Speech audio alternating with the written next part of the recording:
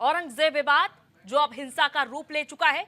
नागपुर में जिस तरह से हिंसा हुई उससे एक बात तो साफ है कि औरंगजेब कुछ लोगों के बीच प्रासंगिक है, कुछ लोगों के लिए अभी भी पूजनीय है। क्योंकि एक बात तो साफ है कि इतिहास के पन्नों में औरंगजेब को एक क्रूर राजा बताया गया है, चाहे वो हिंदुओं पर अत्याचार की हो या फिर मराठों के साथ की लड़ाई।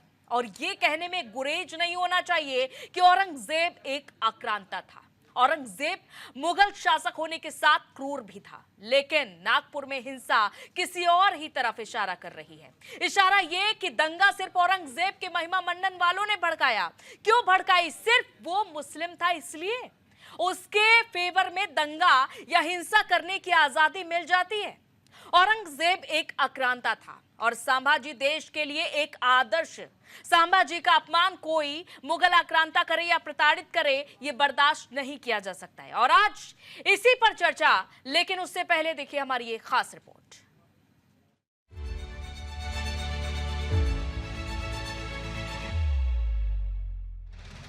औरंगजेब पर मचे विवाद ने नागपुर में हिंसा का रूप ले लिया। जिस तरह से नागपुर में 2 घंटे तक उपद्रव और तबाही मचाई गई, उसकी तस्वीरों ने साफ कर दिया। औरंगजेब विवाद पर राष्ट्रीय स्वयंसेवक संघ की ओर से पहली प्रतिक्रिया सामने आई है। अखिल भारतीय प्रचार प्रमुख सुनील अंबेकर ने साफ किया है कि अब आज के समय में औरंगजेब प्रासंगिक है ही नहीं। वहीं नागपुर हिंसा पर उन्होंने कहा कि किसी भी तरह की हिंसा समाज के स्वास्थ्य के लिए अच्छी नहीं है। पुलिस ने मामले का संज्ञान ले लिया है और अब इस पर विस्तार से जांच होगी। See, any type of violence is not good to the health of the society, and I think police are have taken the cognizance of it, and so I think they will go into the details, and that's the point. Not relevant. वहीं UP के मंत्री संजय निषाद ने औरंगजेब और नागपुर हिंसा और संभल के नेजा मेले को लेकर कहा कि मेले आदर्श सिखाते हैं और हर किसी को किताबों से सीखना चाहिए। कि जिम्मेदार जो ये औरंगजेब को जो आदर्श बता रहे हैं वो हैं, और आदर्श बता रहे हैं वो हैं जो दंगे कराने वाले। आला गाजी जो है, जो यहाँ जो है जो राजभर की हत्या किया हो, तो ये जो आदर्श मानते हो औरंगजेब को, वो मान के चलो कि इस चीज का नहीं तो हम लोग तो दंगा मुक्त प्रदेश, दंगा मुक्त देश होगा, ये धीरे धीरे होगा और उसको कुछ दिन बाद उसका जवाब जनता देगी। औरंगजेब एक आतताई, आक्रामक हमलावर था जिसने कई संस्थानों को नुकसान पहुंचाने का कार्य किया। उनके कार्यकाल को अच्छा कार्यकाल नहीं माना जा सकता, लेकिन हमारे भारतीयता में किसी की कब्र को या मुर्दे को छेड़छाड़ की परंपराएं नहीं रही हैं। ऐसा रामायण काल और महाभारत काल में भी बनी। नागपुर हिंसा घटना मामले पर जेडीयू नेता केसी त्यागी ने कहा कि औरंगजेब एक आक्रामक हमलावर था जिसने कई संस्थानों को नुकसान पहुंचाने का काम किया। नागपुर घटना में बजरंग दल और बीएसपी पर एफआईआर दर्ज होने पर सपा सांसद रामगोपाल यादव ने कहा कि जो लोग दंगे कराएंगे उनके खिलाफ कार्रवाई होगी। अब जो लोग दंगे कराएंगे उनके खिलाफ होगी, लेकिन अगर ऐसा हुआ है तो लगभग निष्पक्ष सरकार काम कर रही है, वरना तो हम लोग मानते थे दूसरों के खिलाफ होगी। लेकिन सवाल ये है कि संभल से लेकर नागपुर तक कॉमन है कि हिंसा क्रूर लोगों के महिमा मंडन करने वाले हैं। भारत धर्मनिरपेक्ष देश है, लेकिन हिंसा करने की अनुमति नहीं है। Bureau report, news India.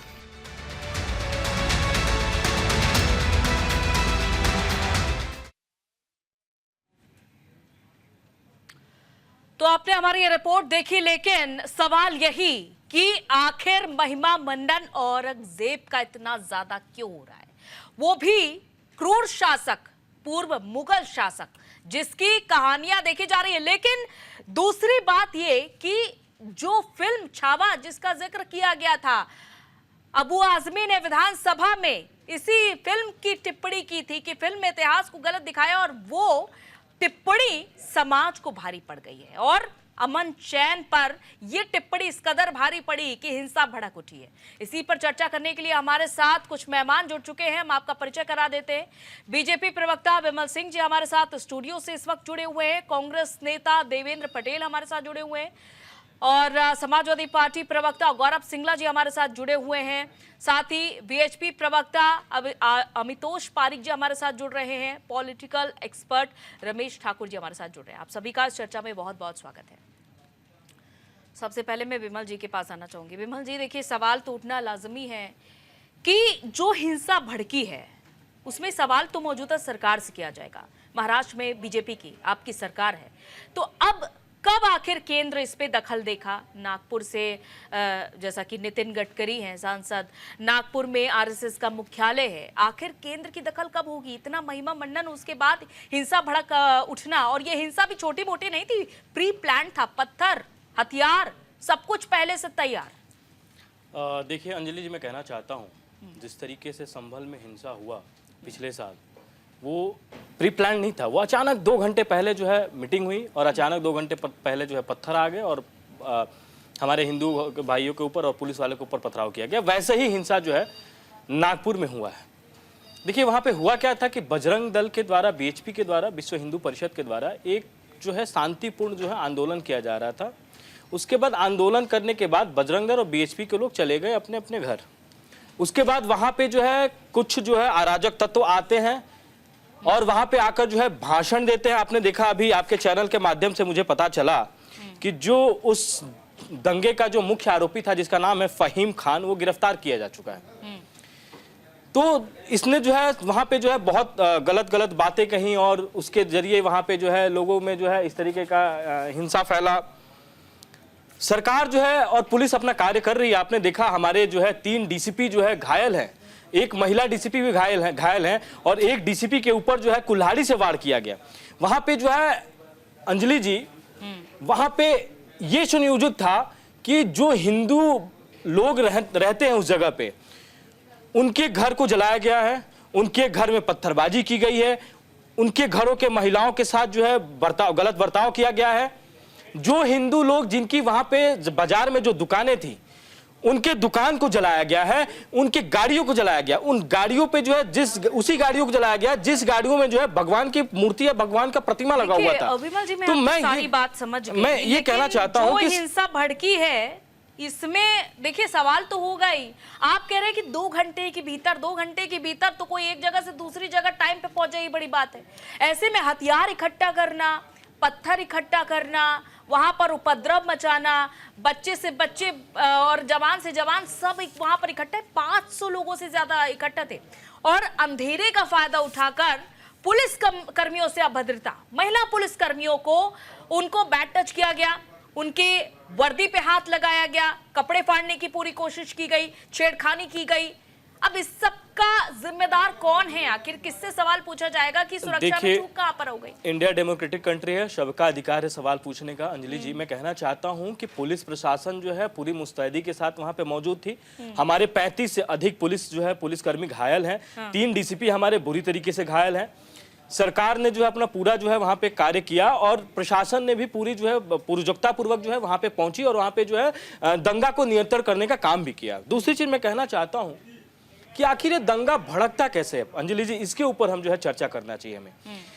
आपने देखा, अब्बू आजमी जो समाजवादी पार्टी के नेता हैं, उन्होंने जो है बयान दिया कि जो है औरंगजेब बहुत महान था और छावा मूवी की बात की गई। देखिए, अगर मान लीजिए कि देखिए जनता को सच्चाई बतानी जरूरी है।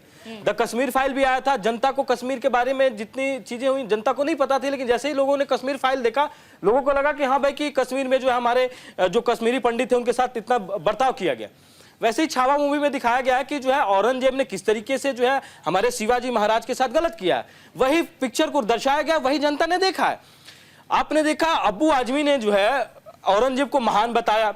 यही शिवसेना जो बाल ठाकरे जी हमारे जो थे, उनके बारे में कहा जाता था, जब उत्तर प्रदेश में अयोध्या में दंगा हुआ था तो किसी चैनल के द्वारा उनसे सवाल पूछा गया बाल ठाकरे जी से कि इस दंगे में आपका पूरा हाथ था, तो बाबा बाल ठाकरे जी ने कहा था कि नहीं नहीं, पूरा हाथ नहीं था, पूरा हाथ से पैर हमारा उसमें सम्मिलित था। तो मैं ये कहना चाहता कि वही बाल ठाकरे जी की जो है, जो हिंदुओं के मतलब कि प्रेरक कहा जाता थे और वो हिंदुओं के लिए खड़ा होते थे, वही उद्धव बीट के उनके राज्यसभा सांसद संजय राउत ये कहते हैं कि औरंगजेब के कब्र को जो है शौर्य का प्रतीक माना जाना चाहिए, उसकी कब्र को कभी तोड़ा नहीं जाना चाहिए।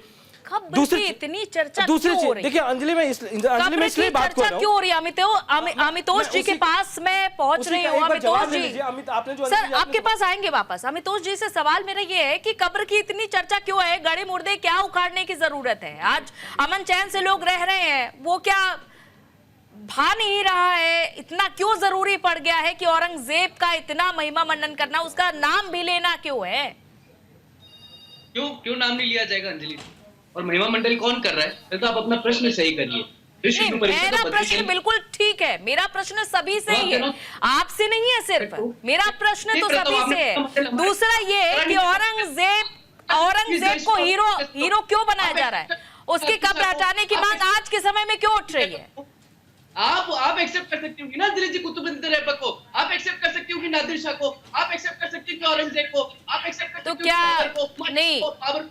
तो ये बताइए क्या इस सब से जो आम जनता है, आम जनता पे तो कुठाराघात हो रहा है।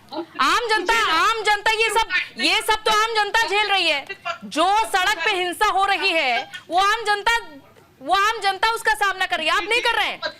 घरों में तोड़फोड़ किसके हुई? अच्छा चलिए बताइए, घरों में तोड़फोड़ किसकी हुई? गाड़ियां किसकी जलाई गई हैं? आप तो मुझे बताइए, जो पत्थर उठा रहे आम जनता है क्या? किस तरह की बात कर रहे हैं देश के अंदर?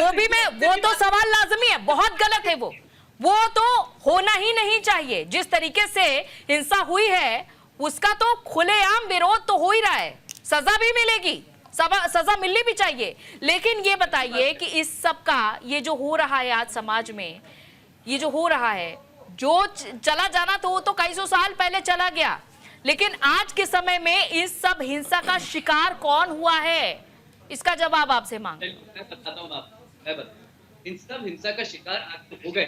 आज आप और मैं तो बच गए, एंटिसिपेट कर रहे हैं कि शिकार बनेंगे, पर शिकार एक प्रोपोलॉजी आप समझिए। प्रोपोलॉजी ये है कि देश है कि डिमांड किसी को हटा दी जाए।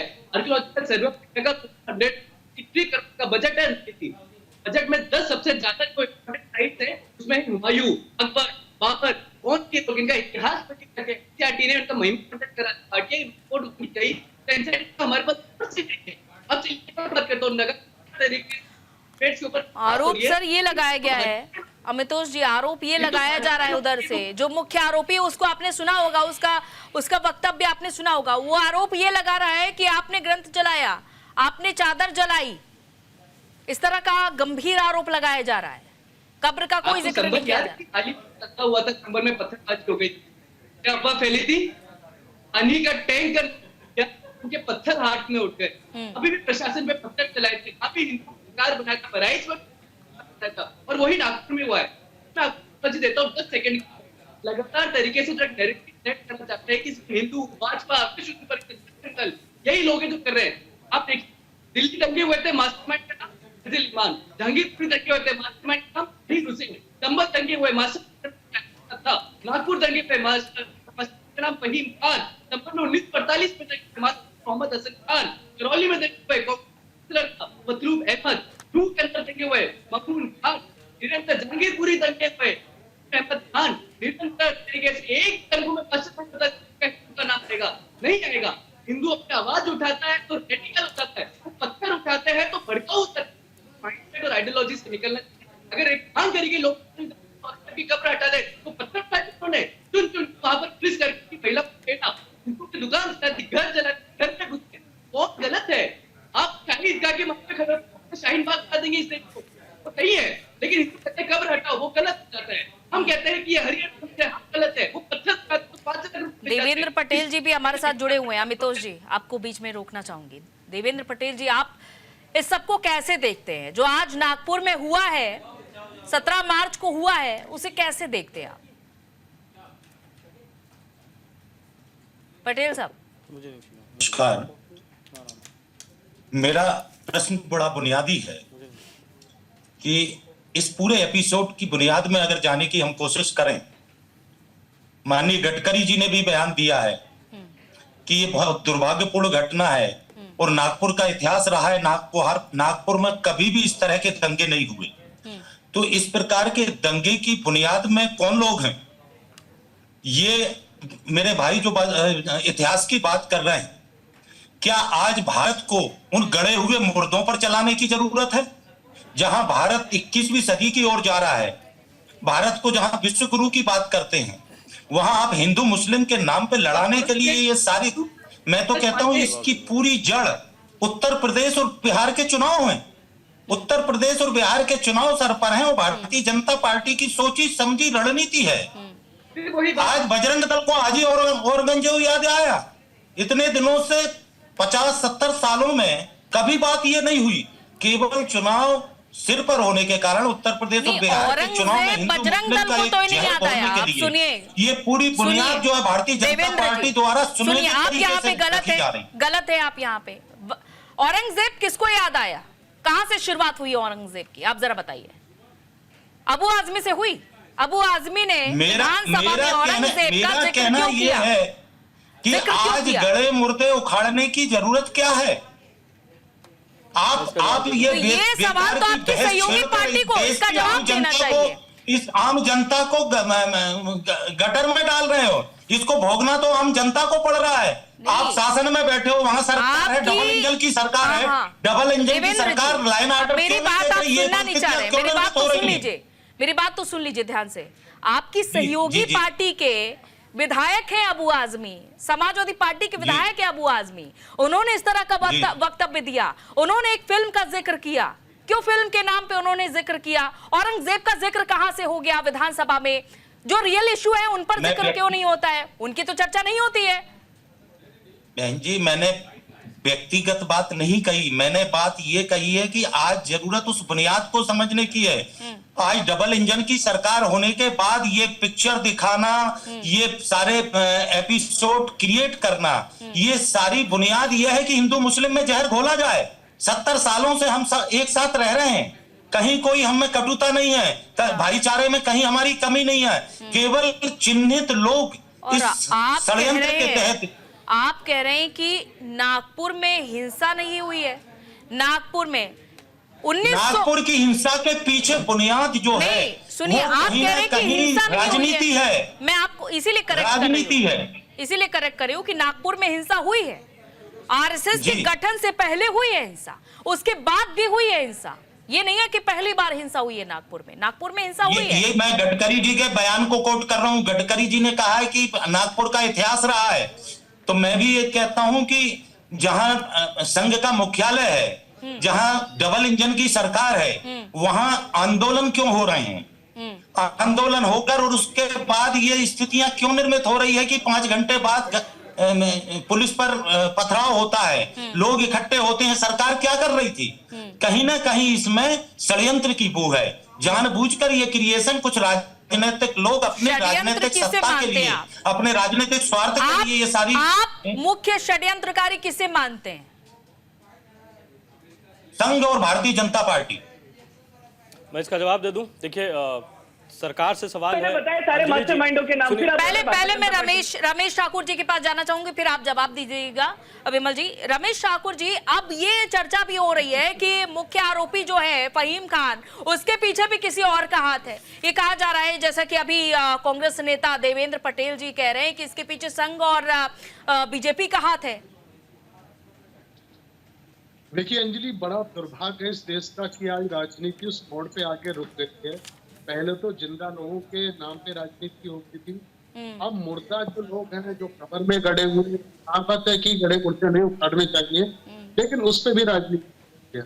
लेकिन ये चीज आपको मानना पड़ेगा, सारे पॉलिटिकल पार्टियों को इस बात से मानना पड़ेगा, कोई भी इस तरीके का जो मूवमेंट होता है या इस तरीके का होता है, उसमें लिंकअप पार्टियों से होता है, सियासत पार्टियों से होता है। अच्छा, उसको जांचने का, परखने का बहुत अच्छा पैमाना होता है। उदाहरण के तौर पे जो इस समय मामला नागपुर में हुआ है, उन सारे अकाउंट को अगर पुलिस पकड़े और उनसे आइडेंटिफाई करके पूछा जाए कि ये वोटर किसके हैं, क्या भाजपा के हैं, क्या कांग्रेस के हैं, क्या दूसरे दलों के हैं, अपने आप दूध का दूध पानी का पानी होता है। और सबसे बड़ी बात यहाँ पे ये है, मुझे जो जहां तक लगता है, अभी विमल भाई ने बहुत अच्छी बात कही, वो ये है कि अभी प्री प्लानिंग नहीं होती है। सडनली अगर कहीं कुछ होता है, पत्थर चल जाते हैं, बारूद के गोले भी आ जाते हैं, डंडे भी आ जाते हैं, सब कुछ आ जाते हैं। क्या इस तरह की प्लानिंग भारत में हो चुकी है, पहले से हो चुकी है कि जहां ऐसा कुछ देखो वहां पे आप शुरू हो जाओ, चाहे कोई भी धर्म सामने हो।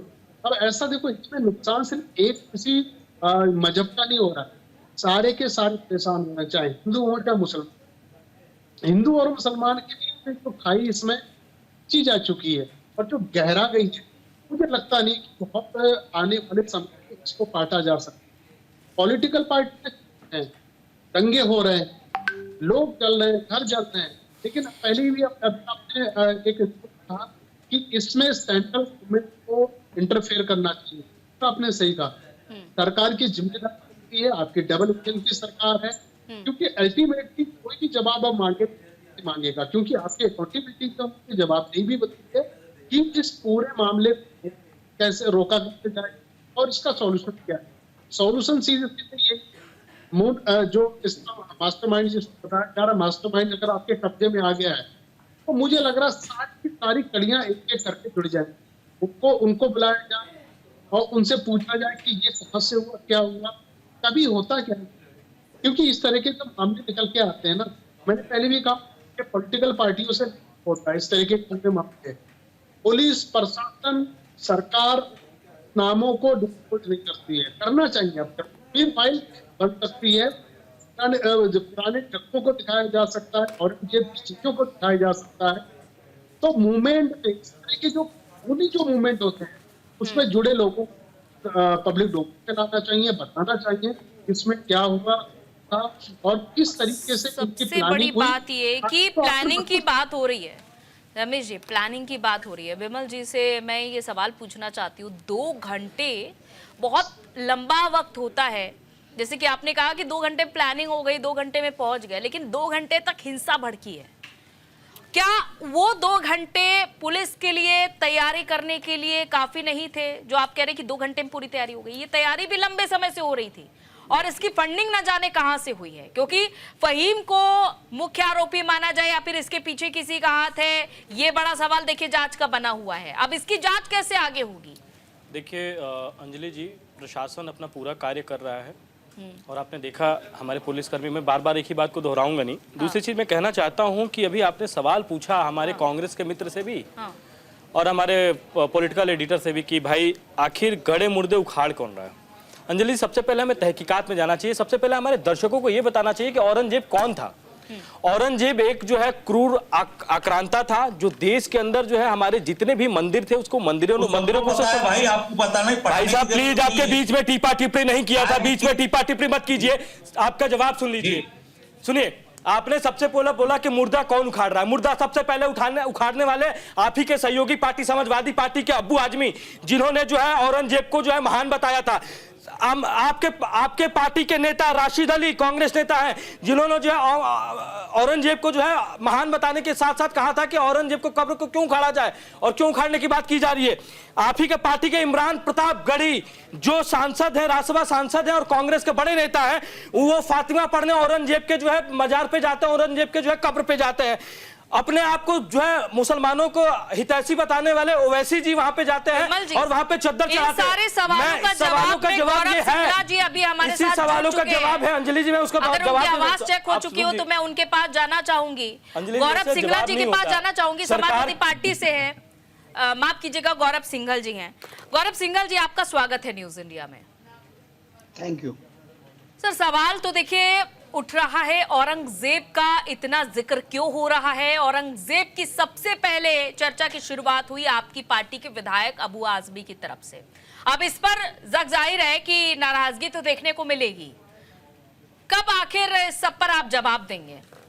क्योंकि कुछ दिन पहले जब ये बयान आया था अबू आजमी का, तो अखिलेश यादव कह रहे थे कि सच को नहीं छिपाया जा सकता, लेकिन अब जो हो रहा है हिंसा की आग, क्या इसे छिपा सकते हैं? अंजलि जी, ये जो सारा मामला शुरू हुआ, ये जो छावा नाम से जो पिक्चर बनाई गई जिसमें तथ्यों को तोड़ मरोड़ कर, इतिहास को तोड़ ये मरोड़ फिल्म को कर पेश जिम्मेदार किया कैसे गया। ठहराइएगा? फिल्म तो एक मनोरंजन है, फिल्म एक मनोरंजन- मनोरंजन है, और तो तोड़ नहीं है। मरोड़ कर आप क्या दिखाना चाहते हैं, क्या एक आम बताना आदमी चाहते हैं? के नहीं बहुत सुनिए, आप गहरा मेरी बात प्रश्न सुनिए, आप तो तोड़ मरोड़ कर बातों को पेश कर रहे हैं। सबसे पहली बात ये, औरंगजेब क्या क्रूर शासक नहीं था, आप ये कहना चाहते हैं? सॉरी, क्या औरंगजेब क्रूर शासक नहीं था, आप ये कहना चाहते हैं कि तोड़ मरोड़ कर दिखाया गया फिल्म में? आगे को जाना पड़ेगा, अर्जेंट जाना पड़ेगा प्लीज।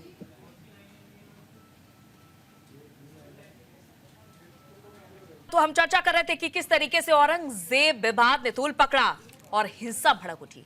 वापस से रुक लेते हैं, हमारे मेहमान हमारे साथ जुड़े हुए हैं, विमल जी बीजेपी प्रवक्ता हमारे साथ जुड़े हुए हैं, इसके अलावा हमारे साथ जुड़े हुआ है अमितोष पारिक जी वीएचपी प्रवक्ता, रमेश ठाकुर पॉलिटिकल एक्सपर्ट, और देवेंद्र पटेल जी कांग्रेस नेता हैं। एक बार फिर से आपकी तरफ रुख करते हुए विमल जी, क्योंकि आप देवेंद्र जी की बात का जवाब देना चाह रहे थे, और मेरा भी आपसे सवाल यह है कि देवेंद्र जी जो आरोप लगा रहे हैं, आपने सुना कि उनका ये कहना है कि बीजेपी और आरएसएस ये सब करवा रही है, इस पर आपका जवाब? देखिए, मैं सबसे पहले कहना चाहता हूँ, बहुत विनम्रता पूर्वक मैं सबकी बातों को सुन रहा हूँ, तो मैं आग्रह करूंगा जितने भी पैनल में बैठे हुए लोग हैं हमारी बातों को भी सुने, क्योंकि सरकार से सवाल है तो सरकार का मैं पैनलिस्ट हूँ तो मैं जवाब दूंगा। सबसे पहले मैं बता देना चाहता हूं कि गड़े मुर्दे कौन उखाड़ रहे थे। मैं एक एक लोगों का नाम गिनाया, चाहे मैं बात करूं अबू आजमी के जो समाजवादी पार्टी के नेता हैं, चाहे राशिद अलवी की बात करूं कांग्रेस के नेता है जो औरंगजेब को महान बताते हैं, चाहे मैं जो है इमरान मसूद की बात करूं, चाहे मैं बात करूं इमरान प्रतापगढ़ी की जो राज्यसभा सांसद है महाराष्ट्र से और कांग्रेस के बड़े नेता हैं, वो औरंगजेब के कब्र पे फातिमा पढ़ने जाते हैं। इसके अलावा देखिए जो संजय रावत जी ये कहते हैं कि औरंगजेब का कब्र जो है शौर्य का प्रतीक है। मैं कहना चाहता हूं कि ये तो सारे के सारे एक ही गठबंधन के साथी हैं। औरंगजेब कौन था हम सभी जानते हैं, हमारे ईश्वरूप दर्शक जो न्यूज इंडिया देख रहे हैं सभी जानते हैं कि औरंगजेब जो क्रूर शासक था, उसने अपने जो है सत्ता के लिए अपने चारों भाइयों को मारा, अपने पिता को जो है जेल में बंद करवाया था, अपने पिता के सामने अपने बड़े बेटे जिसका नाम था दारा सिकोह उसका सर काट कर ले गया था, ये सब जानते हैं। लेकिन मैं ये कहना चाहता हूं कि इतना सब जानने के बाद जो है आज औरंगजेब की जो है तारीफ किसके द्वारा की जा रही है? जो विपक्षी दल में बैठे हुए। आज देखिए बाल ठाकरे जी जिन्होंने जो है, चाहे औरंगजेब की बात करूं, चाहे जो भी शासक थे जिन्होंने देश के अंदर शासक किया, जो भी हमारे चाहे औरंगजेब की बात करूं चाहे अकबर की बात करूं, उसके बारे में खिलाफ में हमेशा बोलते आए। लेकिन वही देखिए उद्धव गुट के जो है राज्यसभा सांसद है उद्धव ठाकरे, वो शौर्य का प्रतीक बनाते हैं। एक इंटरव्यू मैंने देखा था बाबा बाल ठाकरे जी का, वो कह रहे हैं कि मेरा दंगे में पूरा हाथ से नहीं, हाथ से पूरा पैर जो है दंगे में मेरा सम्मिलित है। लेकिन वही देखिए उद्धव ठाकरे जी जो अपने आप को जो है कि हिंदुओं का जो है बड़ा नेता मानते थे महाराष्ट्र का, वो ये कहते थे कि ये हिंदुओं की पार्टी है।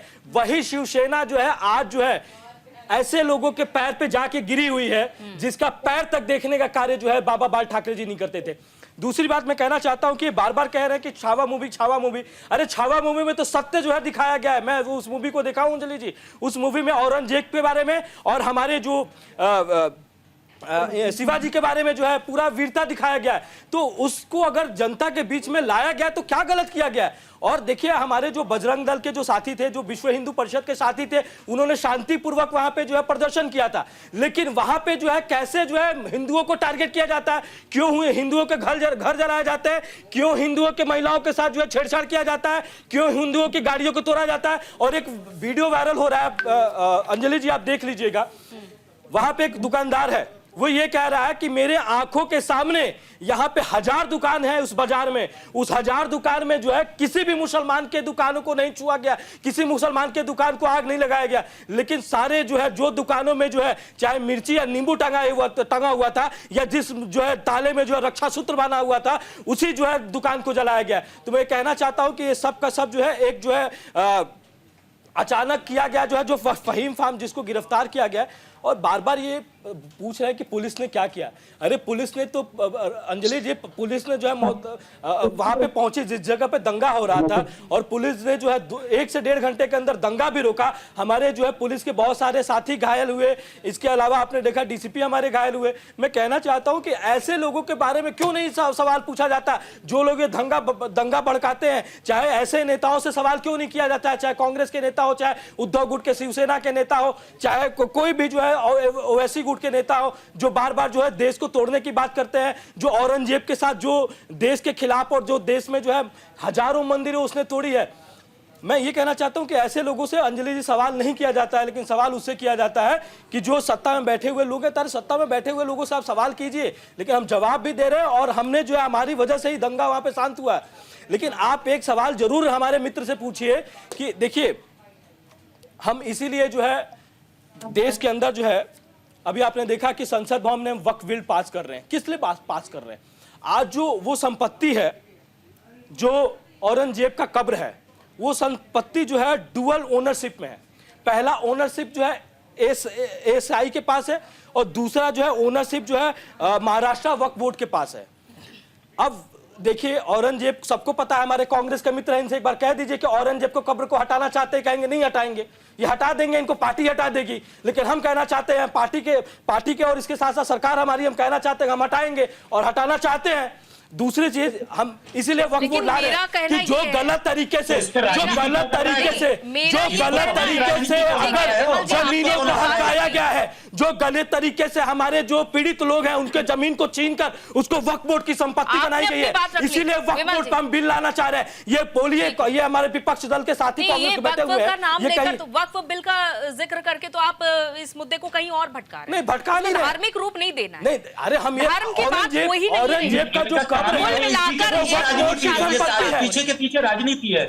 अब वक्फ बोर्ड के, अच्छा अंजलि जी, मैं आपसे सवाल पूछ रहा हूँ, वक्फ बोर्ड की जो संपत्ति है उसी को तो हम लोगों को दिलाना चाहते हैं। ये जो ठीक है, आपने ये बात जो ठीक है, औरंगजेब की जो औरंगजेब का जो कब्र है, एक बार सुनिए, मेरा सवाल कुल मिलाकर ये चल रही है कि चाहे औरंगजेब दंगे की बात करें, नहीं, मेरा जवाब ही नहीं दे सकते, मेरी बात सुनिए, जवाब नहीं दे सकते, मेरी बात सुनिए। मेरा सवाल कुल मिलाकर ये है कि चाहे वो औरंगजेब हो, चाहे वो अभी संभल में नेजा मेला पर भी इनकार कर दिया गया कि नेजा मेला यहाँ पर नहीं होगा, किसी लुटेरे के नाम पर मेला नहीं होगा। आखिर इस सब का समर्थन क्यों हो रहा है? समर्थन कौन कर रहा है? मेला इतने लंबे समय से क्यों चला आ रहा है? समर्थन कौन कर रहा था? कौन कर रहा था समर्थन? आप बताइए, समर्थन कौन कर रहा था? चाहे नेजा मेला की बात करूं, चाहे अभी औरंगजेब की बात करूं, कौन समर्थन कर रहा है? आप अपने चैनल पर चैलेंज दे रहा हूं कि इस कांग्रेस पार्टी के नेता से कहवा दीजिए कि औरंगजेब क्रूर शासक था, उसका कब्र ही नहीं रहना चाहिए। नहीं है, सपा नेता ने इसका समर्थन किया है कि नेजा मेला पर रोक नहीं लगनी चाहिए। वही तो मैं कहना चाहता हूं कि कांग्रेस के नेता से कहवा दीजिए अपने चैनल पर, मैं मान जाऊंगा। वो कहेंगे नहीं कि यहाँ पे क्यों हो रहा है आखिर? कहवा दीजिए। वही मेरा सवाल यही है कि चाहे वो औरंगजेब का महिमा मंडन हो, चाहे वो किसी लुटेरे के नाम पर मेला लगाने की बात हो, क्यों आज के समय में हम याद रख रहे हैं ऐसे लोगों को? क्यों उसे पीछे नहीं छोड़ दे रहे हैं? जो दफन हो गए हैं उन्हें दफन हो जाने दीजिए। उनके नाम पर मेले लग रहे हैं जिसको फिलहाल अनुमति तो नहीं दी गई है। उत्तर प्रदेश सरकार ने उसको नहीं होने दिया। उसने कहा कि भाई नाम चेंज करके आइए, हम होने देते हैं, पूरा शांतिपूर्वक तरीके से हम जो है मेला को लगाने देंगे। लेकिन आप किसी जो है क्रूर आकांक्षा के ऊपर, या जो जिसने जो है देश के अंदर विभाजन किया, जो देश के अंदर शांति और सौहार्द के माहौल को खराब किया, उसके नाम पे तो मेला नहीं होने देंगे। हम पूरे गठ के साथ कहते हैं। और हम ये भी कहते हैं कि आज जो है आपके चैनल पर, न्यूज इंडिया पे हम बोल रहे हैं कि औरंगजेब के कब्र को हटा कर रहेंगे, लेकिन कांग्रेस के एक नेता से कहवा दीजिए आपके चैनल पर कि औरंगजेब के जो है कब्र को हटाने में हमारी मदद करेंगे। कहवाइए इनसे, कहवाइए। अगर क्रूर आकांक्षा था, उसने देश के अंदर शांति और सौहार्द को बिगाड़ा था, उसने जो है देश में मंदिरों को तोड़ा था, तो कहवाइए कि वो ये भी हिंदू है, देवेंद्र पटेल हिंदू है, कह दे कि जो है उसके कब्र को हटाने में जो है हम आपके साथ खड़े हैं, कह दीजिए। यहाँ पर देखिए, हिंदू मुस्लिम किसी धर्म जाति विशेष पर टिप्पणी करना गलत है। टिप्पणी किसी धर्म जाति विशेष पर मत करिए। औरंगजेब क्या था? हम सभी एक समाज का हिस्सा है। यहाँ सौहार्दपूर्ण बातचीत हो रही है, सौहार्दपूर्ण बातचीत करिए। किसी धर्म जाति विशेष पर हम बात नहीं कर रहे हैं। नहीं, धर्म हम कहाँ बात कर रहे हैं? हम बात कर रहे हैं क्रूरता पर। अरे हम औरंगजेब की क्रूरता की बात कर रहे हैं। ऐसे समाज के लोगों पर तो सौहार्दपूर्ण बात कैसे नहीं होगी? अंजल गलत का विमल जी, लेकिन सारे हिंदू है, आप इसमें क्या दिक्कत आ गई? क्या सौहार्द बिगड़ गया इसके अंदर में? और वक्फ और औरंगजेब कौन सा सौहार्द की बात कर रहे हैं? अगर कि हिंदू है तो उसका सौहार्द कैसे बिगड़ गया? मैं उसका जवाब, किसी धर्म जाति विशेष पर टिप्पणी करना, धर्म जाति की बात कर रहे हैं, औरंगजेब की बात कर रहे हैं। संवैधानिक तौर पर भी गलत है, संवैधानिक तौर पर भी गलत है। आपने मेरा जवाब को शायद ध्यान से सुना नहीं है। गलत ठहरा रही हूं। तलवारें निकाल लेते हैं, वो नारा तकबीर लगा देते हैं, वो आपके चौहान नहीं बनने देते, आपके रामनवमी। मैंने उस पर भी सवाल किया। गौरव सिंघल जी हमारे साथ वापस से जुड़ चुके हैं। गौरव सिंघल जी वापस से जुड़ चुके हैं। गौरव सिंघल जी, अब देखिए, सारी बात आपके सामने है, सारी बात आप सुन रहे हैं। चाहे वो संभल का नेजा मेला हो, इसका भी समर्थन आपकी पार्टी ने किया, औरंगजेब का भी समर्थन किया खुलकर, ये आखिर क्यों?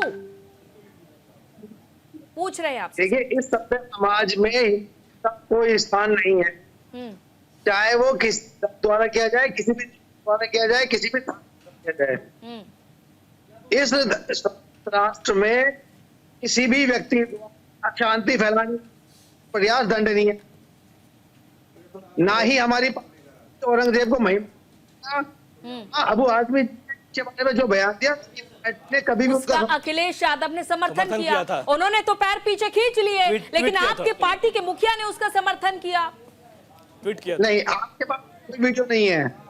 हमारी पार्टी के जी ने कभी भी आप जाके अपनी पार्टी के मुखिया के लग रहा है ट्वीट देखते नहीं है। ट्विटर चेक कीजिए उनका सोशल मीडिया एक्स प्लेटफॉर्म पर शायद आप हैं नहीं, शायद सोशल मीडिया ही नहीं इस्तेमाल करते हैं। इनसे पूछ लीजिए, इन्हीं की पार्टी के सांसद रामचरित्र मानस जलाते हैं तब क्या हो जाता है इनको? इन्हीं के पार्टी के सांसद कहते हैं हम 25 करोड़ हो जाएंगे, तुम्हारा राज चला जाएगा, तब क्या हो जाता है इनको? इन्हीं के पार्टी के लोग कहते हैं कि डीएनए चेक कराओ जब हिंदू बलात्कार होता है किसी भी मुस्लिम द्वारा। इन्हीं के पार्टी के लोग 5 लाख रुपए देते हैं संभल में, लेकिन बहराइच के अंदर में मुंह चुप कर लेते हैं। इन्हीं के पार्टी के लोग जो राम का एग्जिस्टेंस नहीं मानते, अयोध्या पे नहीं जाते, बाबरी की छाती ठोकते हैं, निरंतर तरीके से जिसका इतिहास कार सेवकों पे गोली चलाने का है, पीएसी बटालियन फेक बना के कार सेवकों पे गोली चला दी। और मुलायम सिंह यादव ने कहा था कि आई डोंट रिग्रेट, मुझे कोई रिग्रेट नहीं कार सेवकों पे गोली चलाई क्योंकि मैं माइनर राइट्स बचा रहा था। उन पार्टी के लोगों गौरव सिंह से अपेक्षा कर रही है कि वो औरंगजेब के विरुद्ध बोलेंगे। अब कांग्रेस नेता से अपेक्षा करी जो सेफरन टेरर की बात कर रहे थे, जिनकी पार्टी के नेतृत्व करने वाले कहते हैं कि Hindu is more dangerous than ISIS, जो saffron terror, saffron more dangerous than reality, जो सुशील कुमार शिंदे हिंदू टेरर कहते हैं, डीएमके के इनके लोग मैथोलॉजी कहते हैं,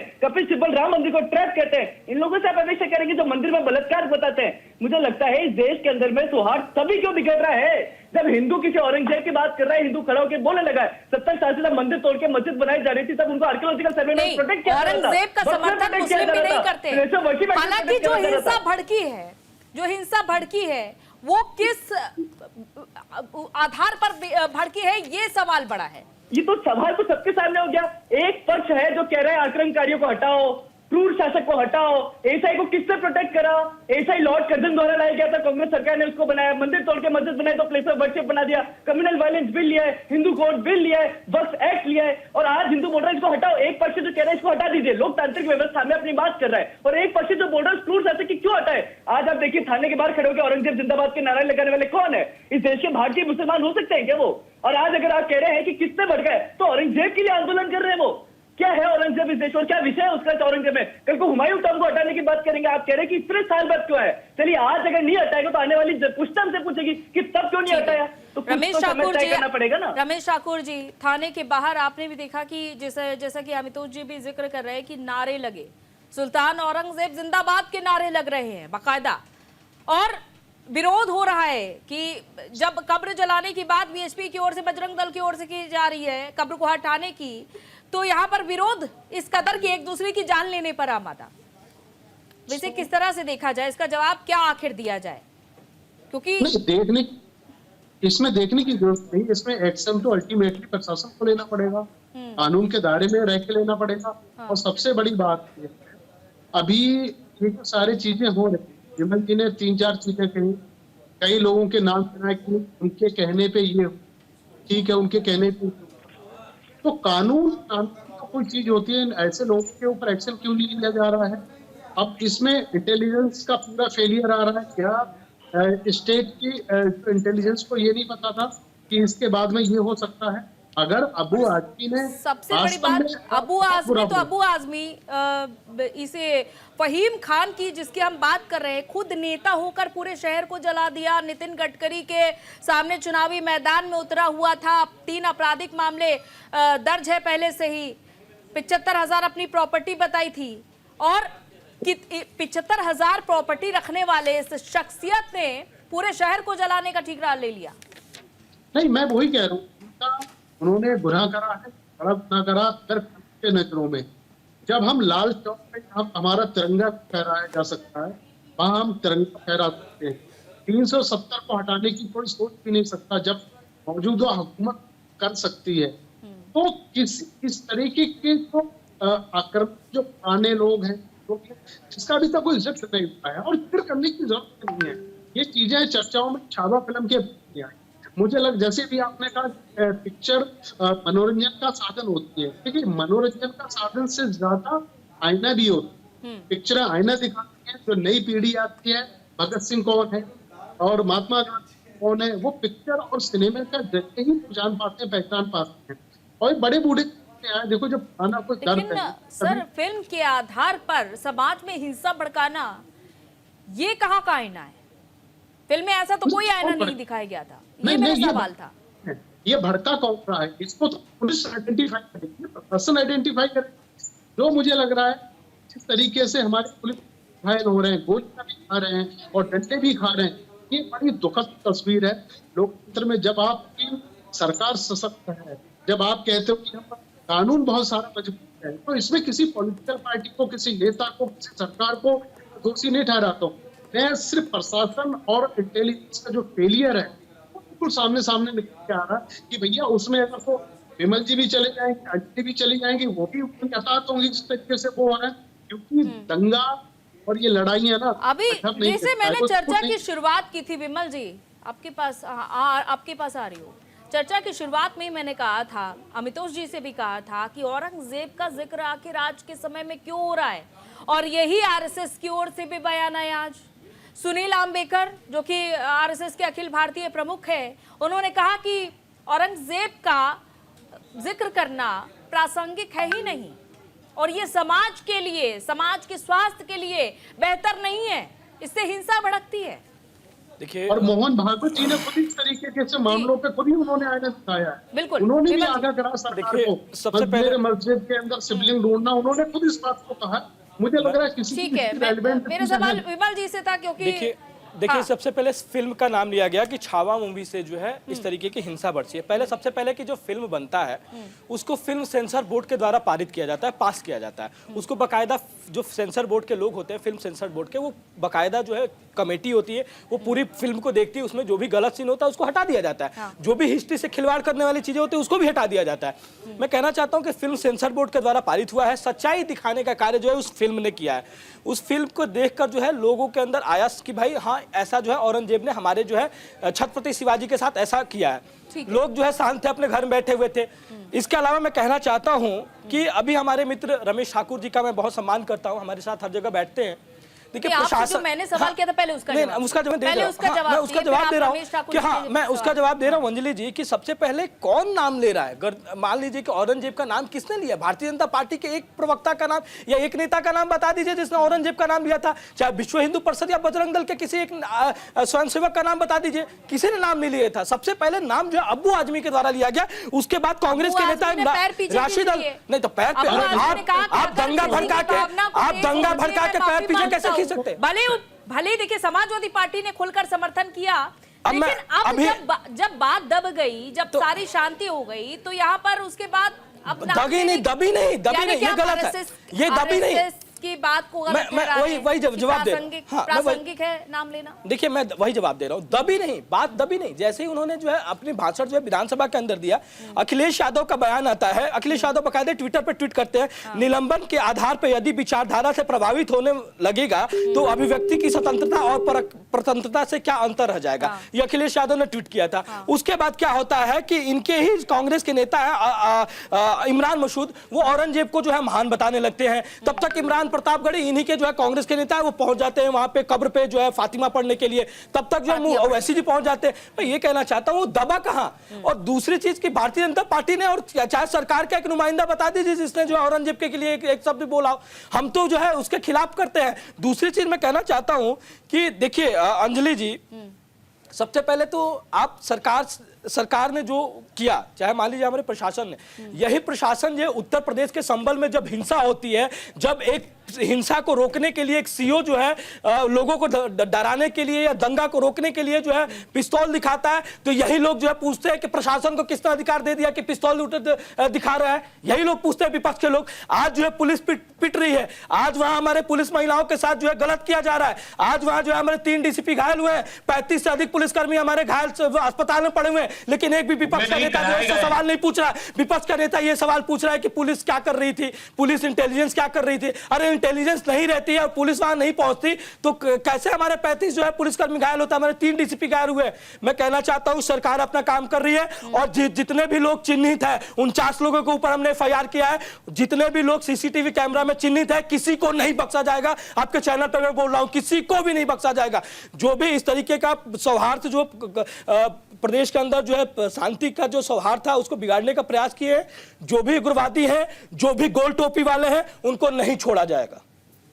नहीं तो आप ये कैसे कह सकते हैं कि सिर्फ इसमें गोल टोपी वाला? गोल टोपी वाला इसलिए रखा गया, इसलिए मैं बोल रहा हूं कि जो 50 नामों का FIR है उसमें सारे के सारे लोग वही हैं। FIR हमारे समक्ष है, उस FIR में 50 के 50 लोग वही हैं।